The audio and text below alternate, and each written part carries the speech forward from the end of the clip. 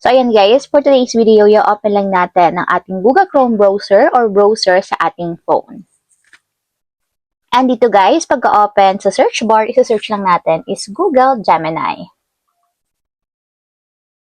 And after i-search guys, ito yung piliin yung site, Google Gemini. So, ayan guys, pagka-open ng Google Gemini, ang first step natin is mag-upload muna tayo ng photo na gagamitin natin as face reference. So, make sure guys, yung image na ilalagay ninyo is exact photo ng image na gusto nyong gawing AI. So, for example guys, ito is family of 4. So, dapat 4 members ng family yung i-upload ninyo na photo. So, tap lang natin guys yung add button. And then, upload files.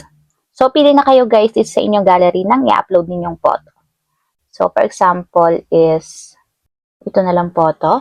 Tap nyo lang guys yung image and wait yung ma-upload. So, after ma-upload guys, dito naman is magpipaste lang tayo ng prompt na gagamitin natin. So, dito guys, nakasave na akong prompt dito sa aking notes. So, ikakopy ko na lang siya. And take note guys, yung mga prompt na gagamitin ko dito is ilalagay ko na lang sa description box ng video na to. So, i-copy nyo na lang din yon and paste nyo siya sa inyong Google Gemini. So, ayan guys. After nyo makopy, paste natin dito sa baba. And ayan guys, after nyo ma-upload and then malagay yung prompt, tap na natin yung send button. And wait natin guys hanggang sa mag-generate yung image. So, ayan guys, scroll up na natin after mag-generate. And ayan guys, ganito yung lumabas na image. So, para ma-save naman, tap nyo yung photo, then tap nyo yung save.